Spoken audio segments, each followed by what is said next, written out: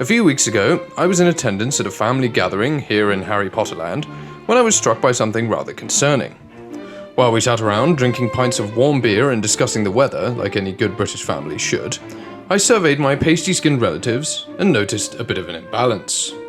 You see, there were lots of grey-haired people, of the age where they seem to always use one finger to tap away at their phones while holding them at arm's length.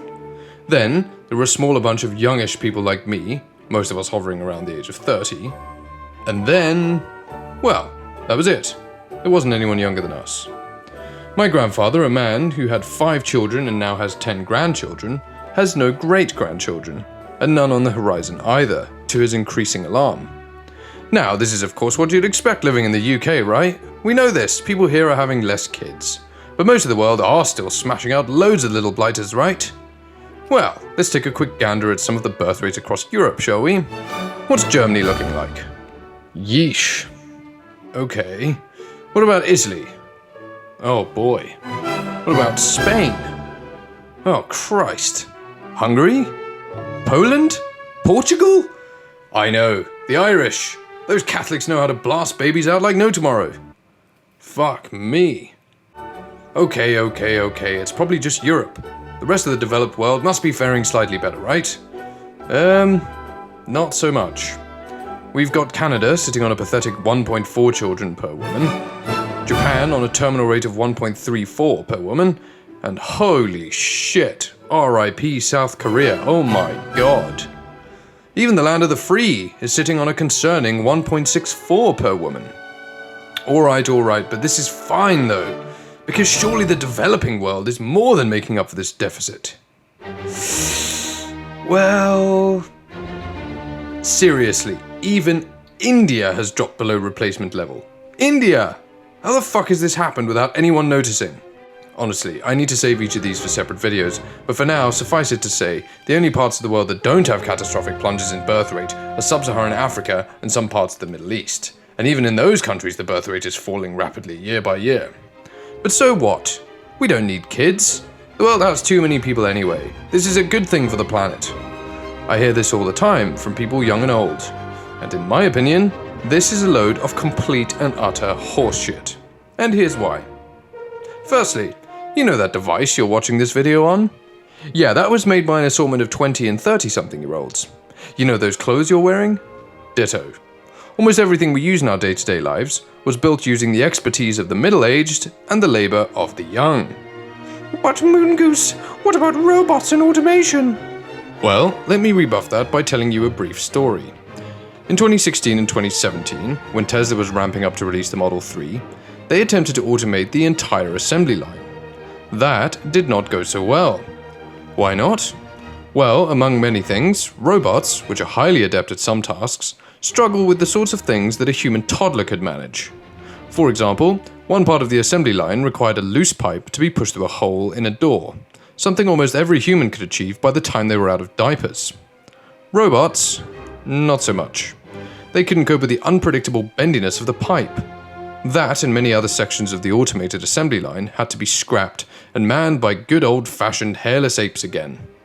Now, maybe ChatGPT will become artificial general intelligence, and then invent loads of robots that will run the economy for us. Or maybe soon we'll all be floating in VR tanks, bathing in a warm bath of serotonin. But I don't think we can bank on that. And so, if we want the economy to run in any kind of regular sense, we need young people. We need nurses, teachers, cleaners, waiters, footballers, dancers, and on and on. And without young people, this whole wonderful dance we've been taking part in comes crashing down. No young people and loads of old people equals economic collapse. Secondly, innovation. Let's take Japan as an example. They currently have a population of about 125 million, and they're having about 1.3 children per woman at the moment. That means, in a mere 2 generations, their population will be down to a mere 52 million, and their population pyramid will look something like this. A metric shit ton of oldies and no young people. So their society will need to revolve around young people spending all their time and resources looking after the old, rather than innovating. Instead of in the late part of the 20th century, when Japan revolutionized the gaming, technology, and automotive industries, among others, Those same young people who have the time and resources to go out and take risks and dedicate most of their time to idea generation will instead be spending their time working ever longer hours and paying huge amounts of tax to uphold a welfare system desperately trying to keep the greying populace alive in some semblance of comfort. This is the fate of a world filled with old people.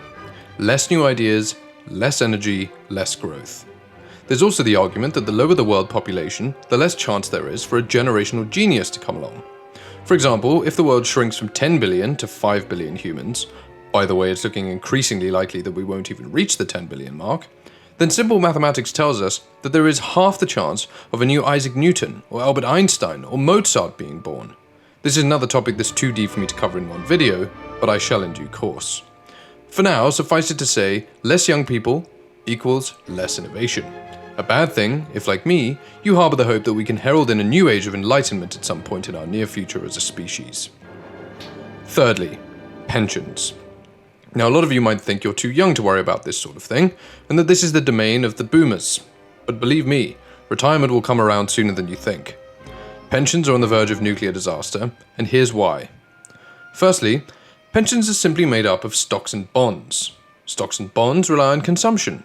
If there are no people to drink Coke, and nobody to work in the factory that produces Coke, then the stock price of Coke falls. Imagine your pension is made up of 100 other companies like Coke, and they all half in value. Well, hey presto, your money has halved in value. This is what is just over the horizon for most young people. Your parents and grandparents had a lovely 50-year upswing as the markets grew and grew along with global population, minus the odd recession here and there, of course. If you're younger than 40, you will unfortunately not be blessed with this phenomenon. Instead, the opposite. Also, pensions were designed at a time when the retirement age and the life expectancy rates were about the same. Seriously, look it up. In the United States in the 1950s, the average man retired at about 67, and the average life expectancy was about the same. So pensions were designed to give old people a comfortable standard of living in their final years if they were lucky enough to have them. Now, in some countries, you can hope to retire and spend 2 or 3 decades trying to work in your golf swing. With a decreasing pool of labour to uphold these pensions, we're looking at a generation of old people who will be utterly unable to look after themselves financially and, due to having no children, won't even have anyone to look after their physical or emotional needs either. And that brings me neatly onto the fourth issue with collapsing birth rates. Namely, loneliness and despair. If you haven't yet watched the Birth Gap documentary, I'd highly recommend that you do. In it, a sensitive subject is broached that we all need to start thinking very carefully about. In German crematoriums, there have been reports of workers finding bodies of the deceased who've come in from care homes with signs of physical abuse and neglect. Now, the vast majority of care home workers are incredible, wonderful people. My grandmother died the year before last, and some of her end-of-life carers were saints. However, if you're alone in a care home and never get visited by family members, the chances that you will be neglected or mistreated skyrocket. Unfortunately, strangers who don't know you and are there mainly to collect a paycheck at the end of the day are never going to look after you with the same love and respect that family members will show you. I shudder to think of the fate that awaits many childless people in the coming dystopian nightmare of retirement. Imagine yourself alone, being cared for by the state, which will be struggling to maintain the already low standards we have in most countries for the elderly. Ironically, in poorer countries with less healthcare, your deathbed can in many cases be a far more pleasant and less lonely place. Lots of family around you to look after you when you're at your most vulnerable. It's also better for young people who need to care for the elderly person. If you are an only child, or if you have a relative that has no children and are forced to you to look after them, it can be a huge burden. Having multiple children, however, means the burden is shared, a luxury that you and your family won't have if you remain childless, unless you're blessed with a sibling that has a lot of children who are all close enough to you that they would be willing to step in and look after you. Something quite sobering to think about, if you ask me. And a fifth and final reason that this trend of childlessness is horrendous for humanity is perhaps the most scary. We live in a hyper-connected global system, where we have vast supply chains that rely on multiple countries playing their part. This is all fine and dandy if all the countries have stable demographics. Not so much if a bunch of the key players are on the verge of collapse. Unfortunately for all of us, this is exactly the state we find ourselves in. A number of countries that play a key role in all of our economies are deep into the process of vanishing into thin air. Again, I'll need a whole separate video to fully delve into the situation in these countries, but for now, the broad outlook is that China, Japan and Germany, among others as well, but these are the main ones relevant to the global economy right now, are committing demographic suicide. Japan and Germany are concerning to say the least, but at least they are rich and can stave off the collapse to some degree for a limited period of time. Germany will also try to fill the gap by leveraging immigration to some degree, but of course that also raises its own issues, which I won't get into here. However, in the case of China, it looks like we are approaching a head-on collision with one of the most significant collapses in human history. They will be the first country ever to face a precipitous population drop, while still being a poor and developing economy that relies almost entirely on using a young workforce to manufacture cheap goods and to export to the rest of the world. In the next couple of decades, however, this is going away. In 2003, the largest age bracket of Chinese people was between 15 and 35. Now, this is like rocket fuel for a developing economy. Millions and millions of energetic young people willing to work long hours for low pay. Hence, places like Shenzhen becoming global manufacturing behemoths. In 2023, however, the largest age cohort has shifted to 35 to 55-year-olds, because the generation in question hasn't had enough children to replace themselves. This means that the Chinese workforce still exists, but they're far more expensive than they were, they aren't as young and innovative as they were, and they're increasingly burdened with older relatives that they need to look after on their own due to the one-child policy depriving them of siblings. Thanks, Chairman Mao. What is even more concerning, however, and the crux of the issue at hand, is that if you fast forward another 20 years to 2043, this massive group of people will all be 55 to 75 years old, and are now a burden themselves to an even smaller group of young people. All that cheap manufacturing that the Chinese system relied on will be gone, and the domestic Chinese market is honestly so underdeveloped that it really is difficult to see how they avoid collapse between now and the middle of the century. This has a knock-on effect for all of us, because instead of being smug and safely watching the Chinese Titanic hit an iceberg from the shore, we're going to be right alongside them in the choppy waters of deglobalization, as none of us will have enough youngsters to replace the manufacturing jobs that will have been lost from the Chinese system. As a result, we're looking at decreased living standards and more expensive goods the world over. Again, you can mostly thank this absolute muppet for bringing this about so quickly. Alright, so we know why it's really bad that people aren't having kids, but why aren't they having kids? One of the most obvious shifts that's causing childlessness is a decrease in religiosity. In societies where an early marriage and then churning out lots of children is the norm, as was the case all over the Western world just 100 years ago, the birth rates tend to be high. If we look into this further, you can see a fairly consistent correlation between high rates of religious adherence and high birth rates, and vice versa. Interestingly enough, the country with the highest number of atheists is China, with a 91% atheism rate, who we know have an extraordinarily low birth rate, with the runner-up being Japan at 87% atheist and also a correspondingly low birth rate. According to the Pew Research Center, in 2018, the two countries with the highest rates of religiosity in the world were Ethiopia and Pakistan, with birth rates of 4.3 and 3.6 children per woman respectively. Now, there isn't a perfect correlation here. Iran, for example, is incredibly religious as well, and yet Iranian mothers only have 1.7 children on average, which is roughly the same as Sweden, with high rates of atheism. So this doesn't tell the full story. Another part of the story is urbanism. As people move away from the farm and into the cities, children who were useful as cheap labor within a few years of being born instead take 18 years to educate before they become somewhat economically useful. And this is also a significant factor in terms of dropping birth rates. This also goes hand in hand with economic uncertainty and inequality. Richer people tend to get married and have more kids than their poorer counterparts, due to the economic pressures of needing to work instead of looking after children. However, I personally think that this gets overhyped as a reason. In Europe and the UK where I live, for example, childcare can certainly be expensive if both of you need to work, and indeed clothing and feeding kids is made harder by inflation. But realistically, if you don't take your kids on bougie holidays and dress them up in designer clothing, they aren't prohibitively expensive. Schooling is free, healthcare is free, and if economics were the main force behind a decrease in birth rates, then Europeans would be having more kids than Americans. America being a country where kids really can be expensive. But they aren't. American mothers have slightly more children than their European counterparts, so while economic inequality does certainly play a role, it isn't the decisive one. A major reason why many people aren't having kids is that they wait too long before they try. I'm going to begin here with some anecdotal evidence.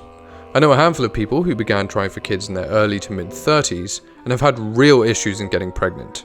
Some not managing to have kids after many years of trying, and others taking a year or more to eventually get pregnant.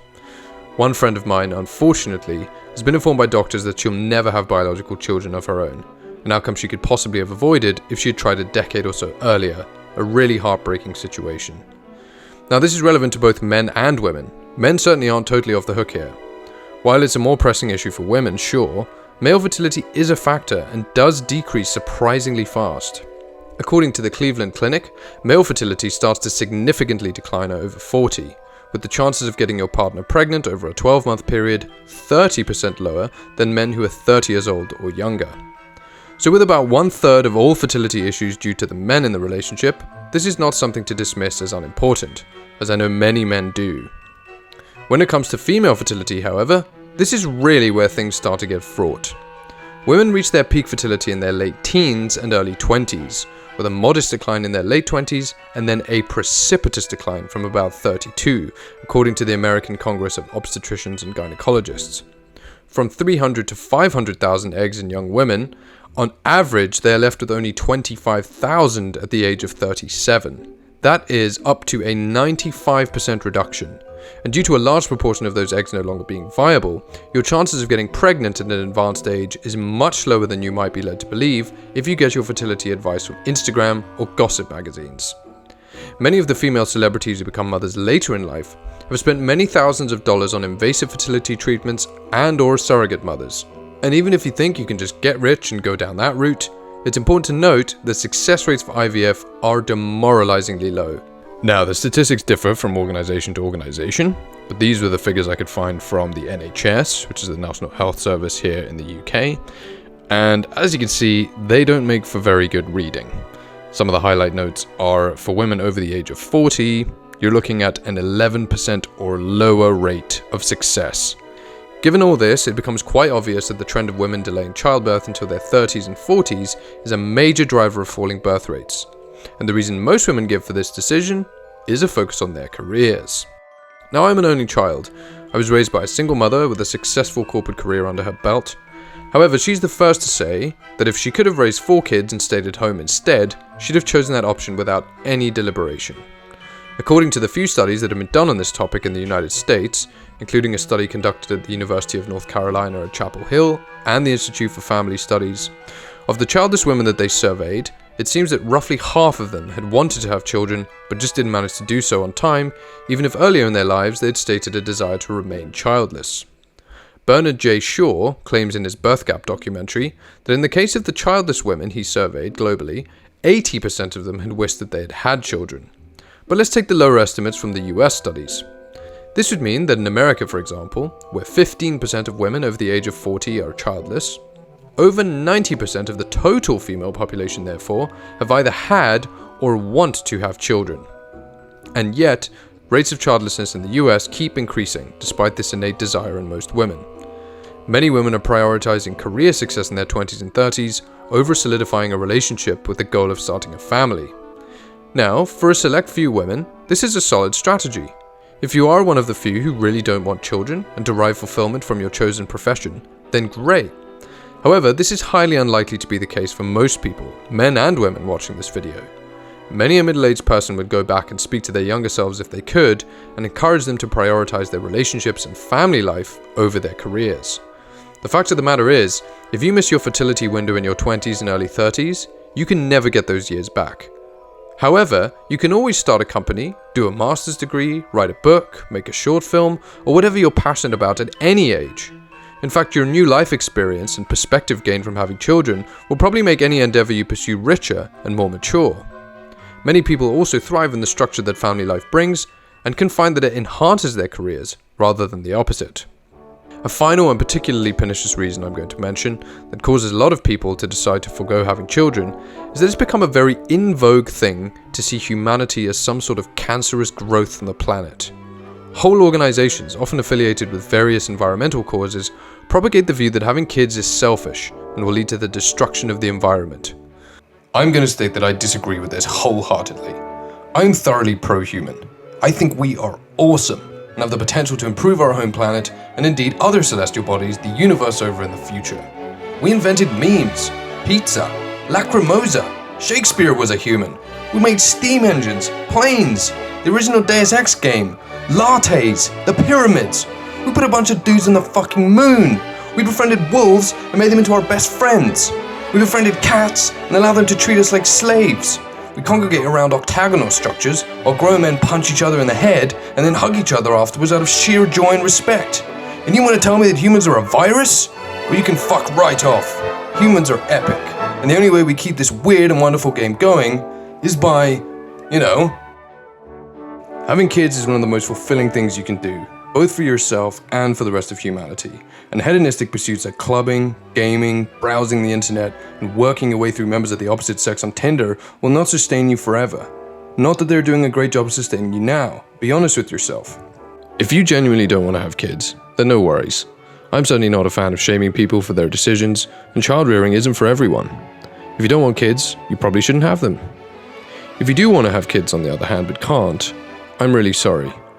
Seriously, I'm sorry for the pain you're going through. There are other ways to bolster yourself for the future though. You can look into adopting, fostering, or otherwise just work on creating a solid network of friends that could keep you going until your final days. You aren't less of a person just because you didn't have kids. You can just be a rad uncle/aunt figure when you get older. Now, if you haven't had kids but want to, don't let anyone dissuade you, and get a move on. You have less time than you think. Seriously, the fate of the world depends on you getting out there, meeting someone, and then making new versions of yourself. I genuinely love to know in the comments how many of you either do or don't want kids, and what your take on the current demographic situation is. I'll also be releasing a community poll in the subject as well. You can expect loads more videos on the topic of demographics to come. If that sounds like something you're interested in, please do consider subscribing. It'd mean the world to me if you did. Anyhow, that's all for now, gang. Until next time, cheers.